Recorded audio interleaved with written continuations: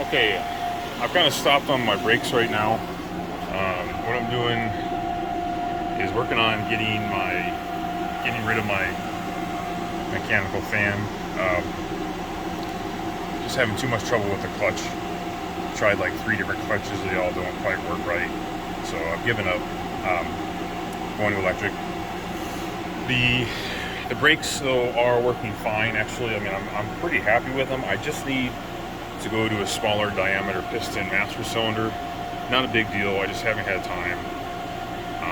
But I will be doing that. But yeah, the brakes do work a lot better with the hydro boost, so I'm real happy with that. Just right now with this master cylinder, it's taking an awful lot of pedal pressure to work the brakes. So the fix for that is just to use a smaller diameter piston master cylinder. So it's not going to be expensive. Now, it shouldn't be too hard. Of course, I say that, things always seem to be different when I actually do it. But so now, right now, I am figuring out where to put additional fuses and relays. This little fuse box junction area is aftermarket, obviously. The old owner installed that. I'm going to put some nicer fuse boxes in. And they're going to go right here.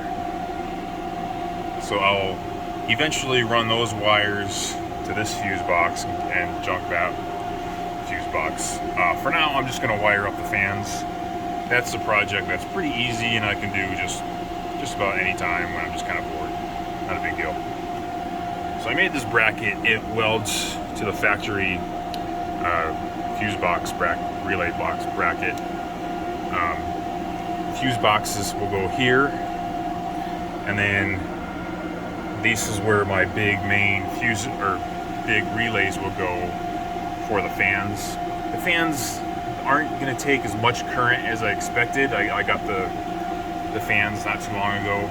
I was thinking they would pull more like 40 amps, so I got some really pretty good power handling relays. I'm still going to use them, but they're probably a little overkill, which is fine.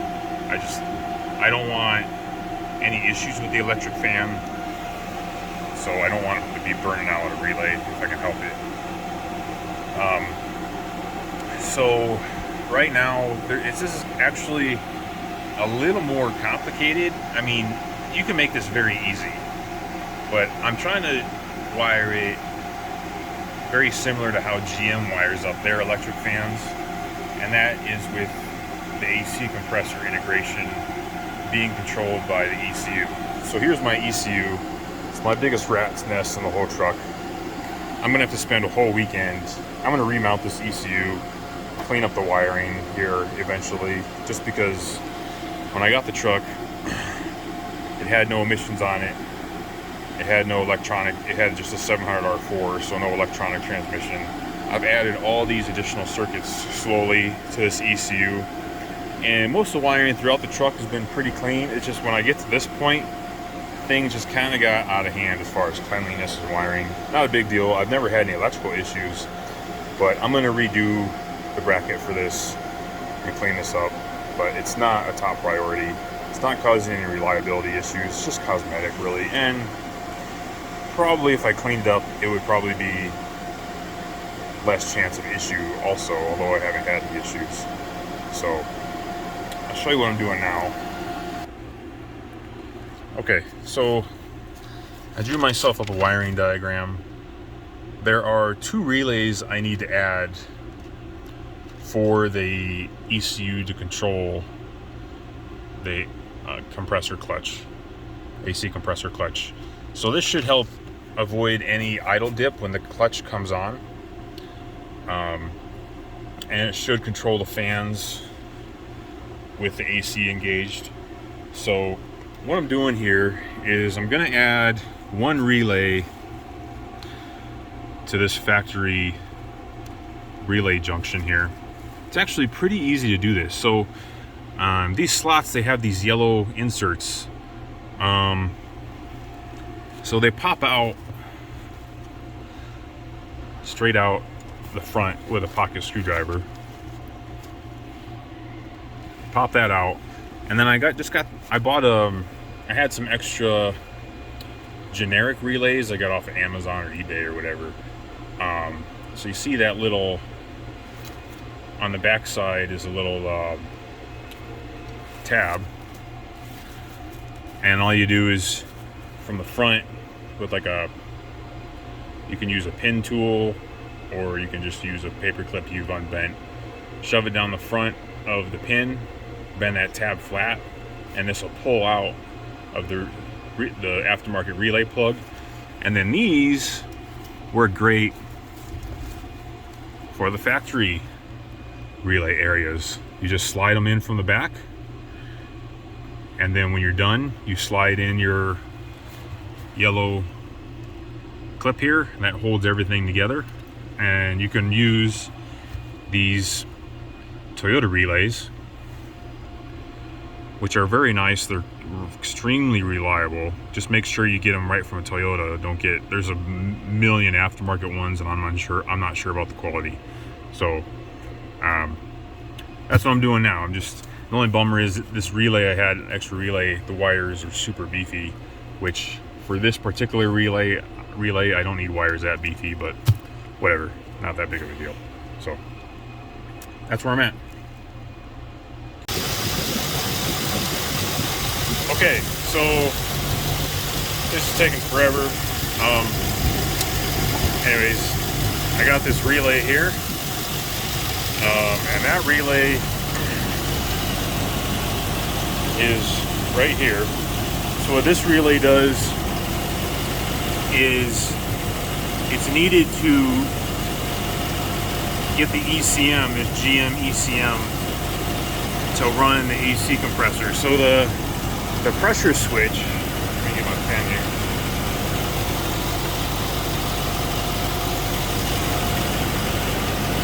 Okay, the pressure switch right here, the Toyota pressure switch, it's got positive power going to it, and then when it trips, when it engages, it has power going out back to the AC amplifier, the Toyota AC amplifier. The GM pressure switch is ground, switches to ground. So to swap that around, I had to make a relay and then I teed the ECM into the relay, which tees into the pressure switch, and that goes to this pin C255. So that basically, when the Toyota pressure switch sees there's enough pressure to engage the compressor, it engages this other relay here that switches to ground. So trying not to hack into the Toyota system too much without, I don't want to redo everything. So I think this is probably the least intrusive way or invasive way to get it to work. And then I have another relay here, and this is in the kick panel. I added those pins I told you about.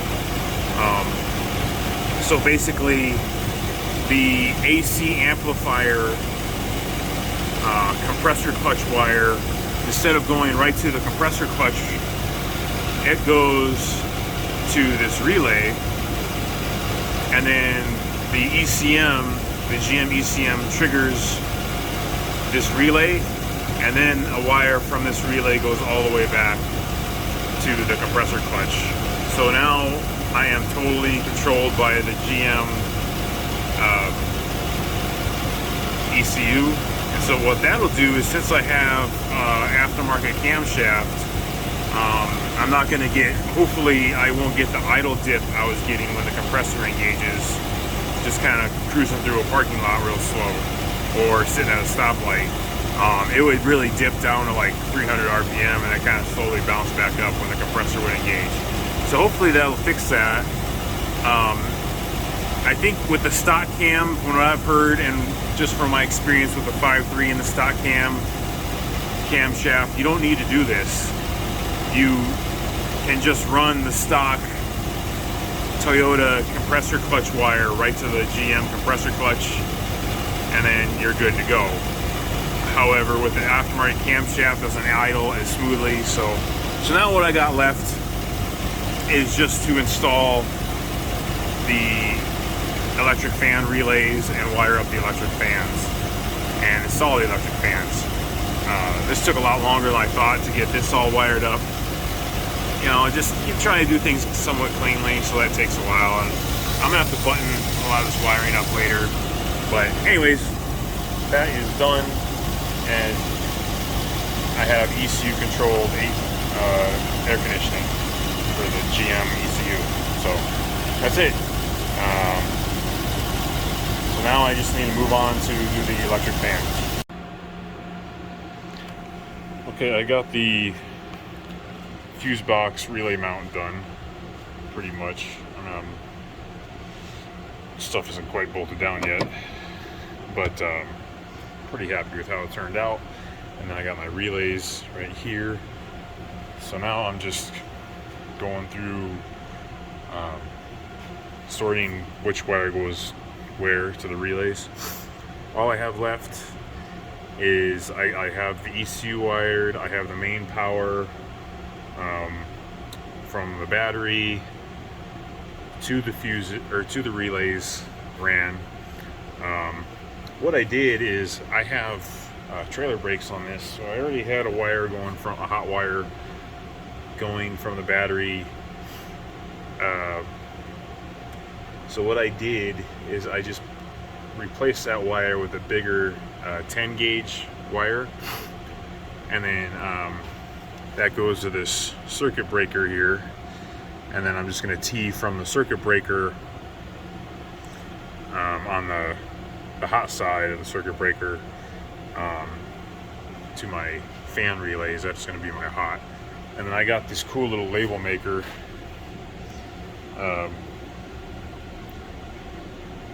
See if it'll, there you go. And so I'm going to be start labeling all my wires with that. So I can kind of, the way I've wired it, it's not too hard to figure out what wire goes where, but this will make it easier. So chipping away at it. Okay, the main hot one goes to relay 2, red, and the other goes to relay 1, red. And then on relay 2 I got blue,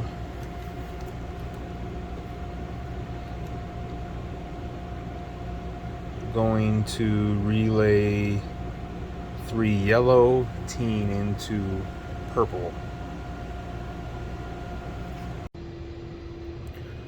Okay, for relay number 3, the SPDT, I've got blue fan wire going to red relay wire, and then black fan wire going to blue relay wire, and then there's a yellow relay wire 87A which goes to relay 2 blue. These two will get teed together and then go to the purple fan wire, which is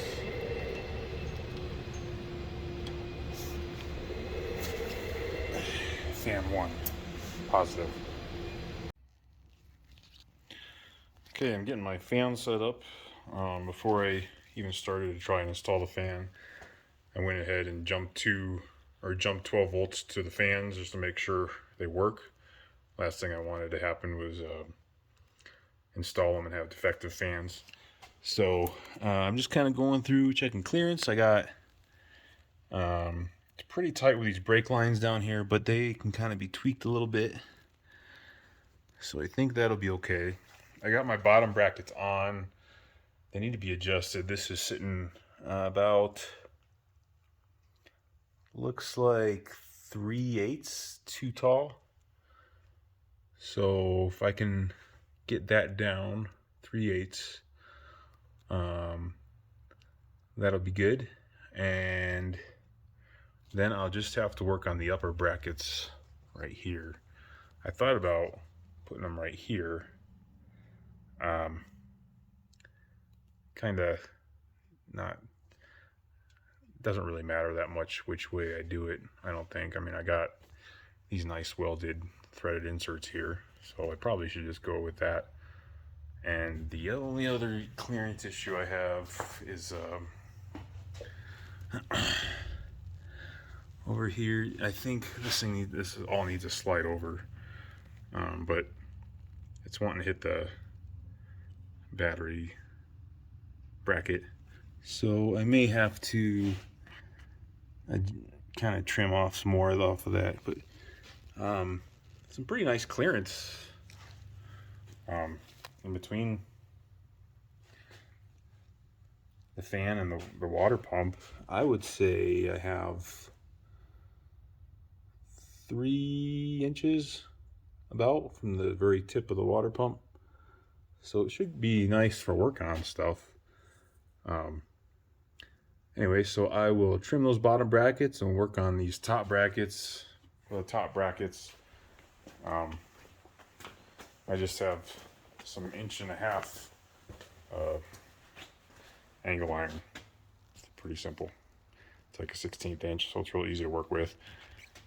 It's just thick enough where you can actually put some threads in it, so you don't have to use a nut to mount it to the shroud, or I could rivet it. You could also weld it, but anyways, keep chugging along. Okay, so I got the bottom brackets all done. All they are is just nice L brackets that I just kind of fabbed up and bolted to the bottom of the shroud, and that grabs the catch on the bottom of the radiator. This aluminum radiator has a catch underneath for the shroud, just like a factory radiator. And then for the top, I just took some Anglo aluminum, trimmed it up, drilled some holes, and I just need to drill holes into the shroud, and then that'll be belted on there good. That'll hold everything there. And then next I have to figure out how I'm going to get the harness to the fans here, so that shouldn't be too hard. Just the hardest part actually is figuring out the nicest way to do it, exactly where the harness just kind of wants to go without rubbing on anything. So have to figure that out still. Okay, I got the pigtails for the fans extended. I drilled a big hole here where groundment's going to go, and the harness is going to go through here. I tried a new kind of splice that I've never used before. It's supposed to be real strong. It's kind of a pain to do in an automotive application because you got to strip off so much wire. It's very strong. It's stronger than my old splice. However, I don't know if I'm going to keep doing it because I'm doing like a way easier splice on a lot of my other wires, and it's fairly strong. I try not to solder my splices because of vibration, and solder tends to crack.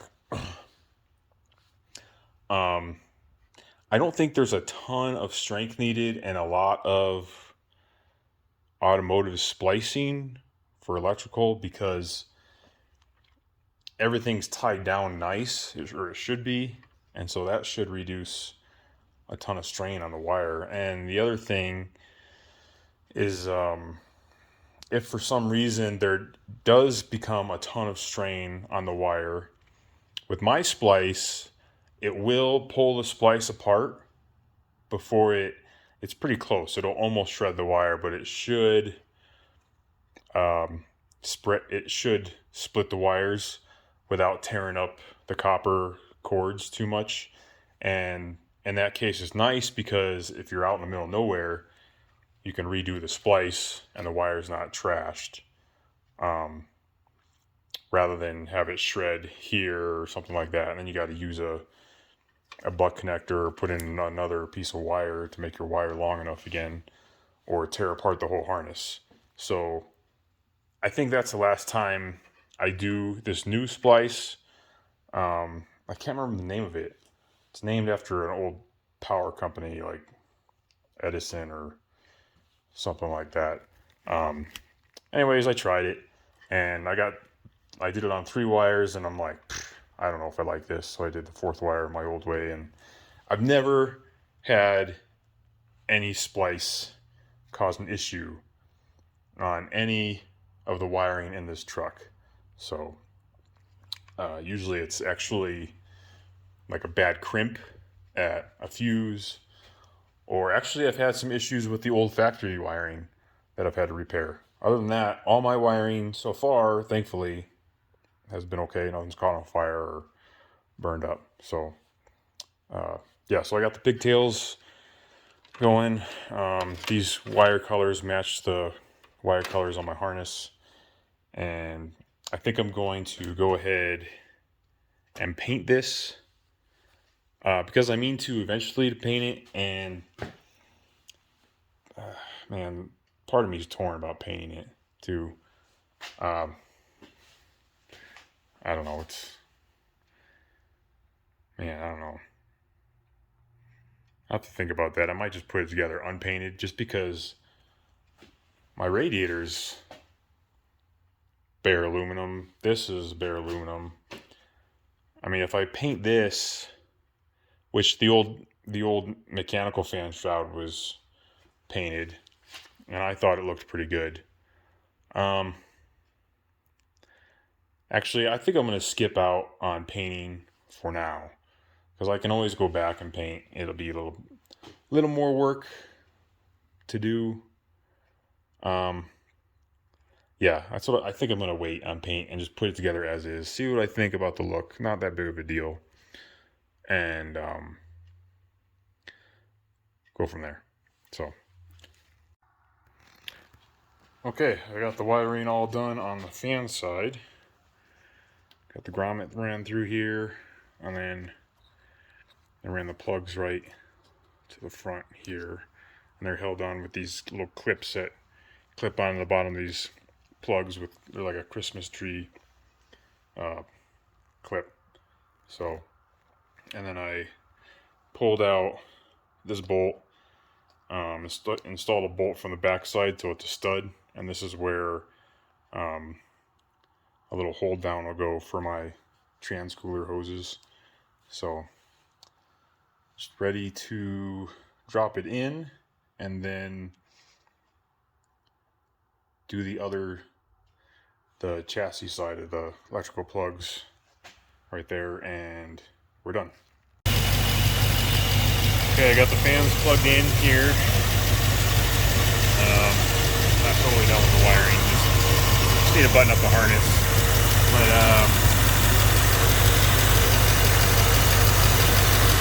fans are working. Low speed fan, almost silent. High speed fan, kind of loud. Not terrible. The only thing I'm not sure about is when the AC is engaged, should the fans stay on all the time? Because right now the fans are just coming on according to the engine temperature. So that's my only concern. I'll have to do some research on it. But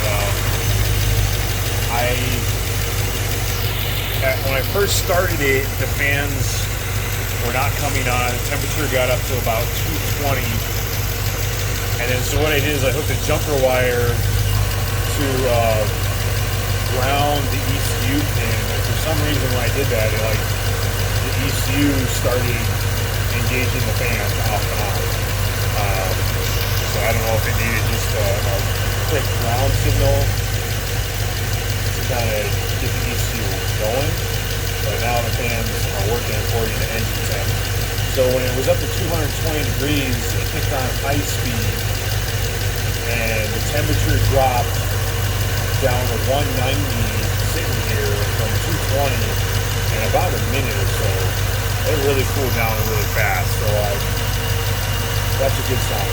So I just did research the AC air conditioner, and see if that's supposed to turn on the fans even when the engine's cold, or what's going on with that. Other than that, I'm all set, so I'm pretty happy with it so far. Okay, I just got done bleeding the brakes. I installed the Trailblazer SS master cylinder, so majority of the time I was just bleeding it. Pretty quick swap, it bolts right in. Went from 1 7/16 master cylinder diameter to 1 1/16 master cylinder diameter. So this should allow for less pedal pressure in order to lock up the brakes, but more pedal travel. So I was kind of getting used to the stiffer pedal, except for when I got into heavy traffic, then I got old. So hopefully this will resolve that.